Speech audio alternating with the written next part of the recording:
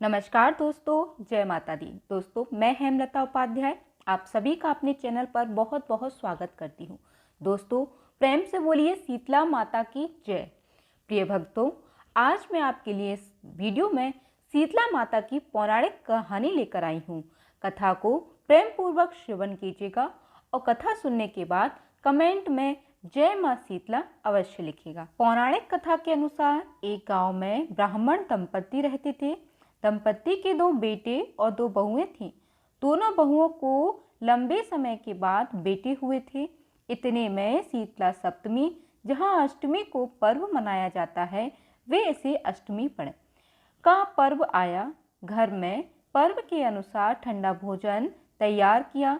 दोनों बहुओं के मन में विचार आया कि यदि हम ठंडा भोजन लेंगी तो बीमार होंगी।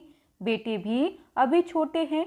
इस कुविचार के कारण दोनों बहुओं ने तो पशुओं के दाने तैयार करने के बर्तन में गुपचुप 2 बाटी तैयार कर ली। सास बहू शीतला की पूजा करके आई।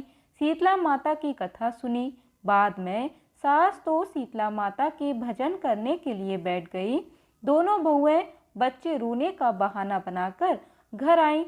दाने के बर्तन से गरम गरम रोटला निकाले, चूरमा किया और पेट भरकर खा लिया। सास ने घर आने पर बहुओं से भोजन करने के लिए कहा। बहुएं ठंडा भोजन करने का दिखावा करके घर काम में लग गई। सास ने कहा, बच्चे कब से सोए हैं, उन्हें जगाकर भोजन करा लो।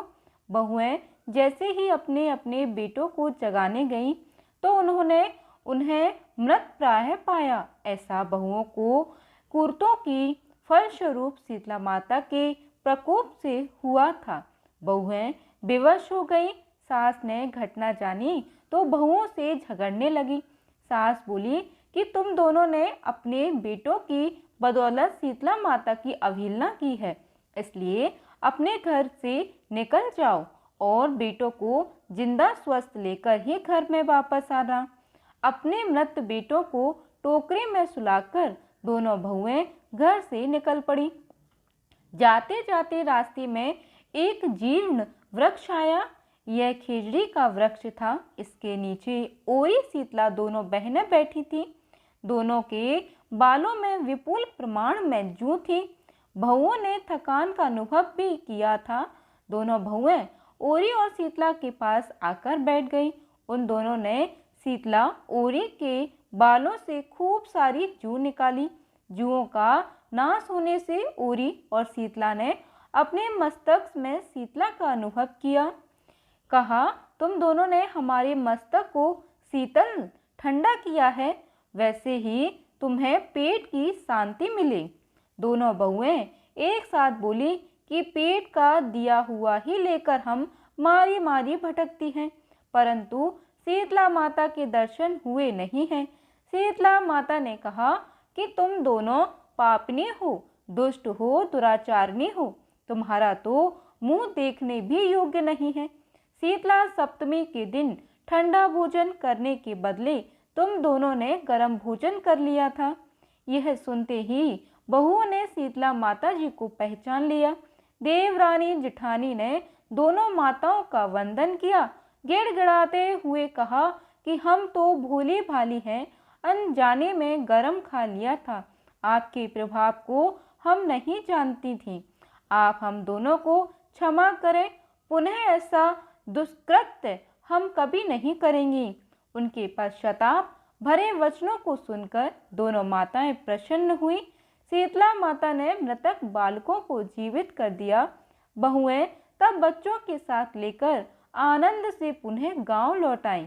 गांव के लोगों ने जाना कि दोनों बहुओं को शीतला माता के साक्षात दर्शन हुए थे। दोनों का धूमधाम से स्वागत करके गांव में प्रवेश करवाया। बहुओं ने कहा, हम गांव में शीतला माता के मंदिर का निर्माण करवाएंगी। चैत्र महीने में शीतला सप्तमी के दिन मात्र ठंडा खाना ही खाएंगी। शीतला माता ने बहुओं पर जैसी अपनी दृष्टि की, वैसी कृपा सब पर करें। श्री शीतला माँ सदा हमें शांति, शीतलता तथा आरोग्य दें। जोर से बोलिए दोस्तों, शीतला माता की जय। प्रिय भक्तों, अब हम सुनते हैं शीतला माता की एक और कथा। एक बार एक राजा के इकलौते पुत्र को शीतला निकली। उसी के राज्य में एक काक्षी पुत्र को भी शीतला निकली हुई थी। काक्षी परिवार बहुत गरीब था, पर भगवती का उपासक था। वह धार्मिक दृष्टि से जरूरी समझे जाने वाले सभी नियमों को बीमारी के दौरान भी भली भांति निभाता रहा। घर में साफ सफाई का विशेष ख्याल रखा जाता था। नियम से भगवती की पूजा होती थी। नमक खाने पर पाबंदी थी। सब्जी में ना तो छौंक लगता था और ना कोई वस्तु भुनी तली जाती थी। गरम वस्तु ना वह स्वयं खाता, ना शीतला वाले लड़के को देता था। ऐसा करने से उसका पुत्र शीघ्र ही ठीक हो गया। उधर जब से राजा के लड़के को शीतला का प्रकोप हुआ था, तब से उसने भगवती की मंडप में संत चंडी का पाठ शुरू करवा रखा था। रोज हवन व बलिदान होते थे। राज पुरोहित भी सदा भगवती के पूजन में निमग्न रहते। राजमहल में रोज कड़ाही चलती। विविध प्रकार के गर्म स्वादिष्ट भोजन बनते। सब्जी के साथ कई प्रकार के मांस भी पकते थे। इसका परिणाम यह होता है कि उन लजीज भोजनों की गंध से राजकुमार का मन मचल उठता। वह भोजन के लिए जिद करता। एक तो राजकुमार, एक तो राजपुत्र और दूसरे इकलौता। इस कारण उसकी अनुचित जिद भी पूरी कर दी जाती। इस पर शीतला का कोप घटने के बजाय बढ़ने लगा। शीतला के साथ साथ उसे बड़े बड़े फोड़े भी निकले, जिनमें खुजली व जलन अधिक होती थी। शीतला की शांति के लिए राजा जितने भी उपाय करता, शीतला का प्रकोप उतना ही बढ़ता जाता, क्योंकि अज्ञानतावश राजा के यहाँ सभी कार्य उल्टे हो रहे थे। इससे राजा और अधिक परेशान हो उठा। उसकी समझ में नहीं आ रहा था कि इतना सब होने के बाद भी शीतला का प्रकोप शांत क्यों नहीं हो रहा है। एक दिन राजा के गुप्तचरों ने उन्हें बताया कि काक्षी के पुत्र को भी शीतला निकली, पर वह बिल्कुल ठीक हो गया। यह जानकर राजा सोच में पड़ गया कि मैं शीतला की इतनी सेवा कर रहा हूँ, पूजा व अनुष्ठान में कोई कमी नहीं है, पर मेरा पुत्र अधिक रोगी होता जा रहा है, जबकि काक्षी पुत्र बिना सेवा पूजा के ही ठीक हो गया।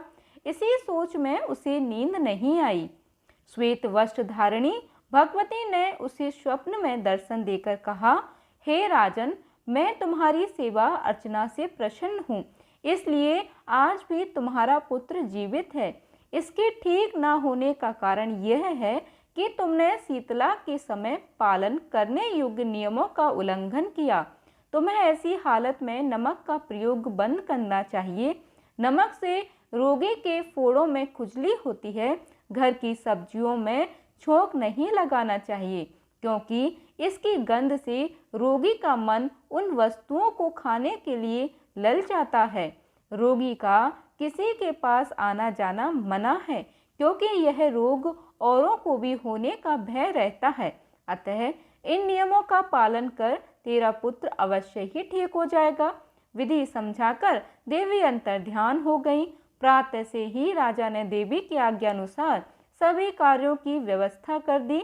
इससे राजकुमार की सेहत पर अनुकूल प्रभाव पड़ा और वह शीघ्र ही ठीक हो गया। इसी दिन भगवान श्री कृष्ण और माता देवकी का विधिवत पूजन करके मध्य काल में सात्विक पदार्थों को भोग लगाना चाहिए। ऐसा करने से पुण्य ही नहीं मिलता, बल्कि समस्त दुखों का भी निवारण होता है। प्रेम से बोलिए शीतला माता की जय। कथा सुनने के बाद कमेंट में जय मां शीतला जरूर लिखिएगा। धन्यवाद दोस्तों।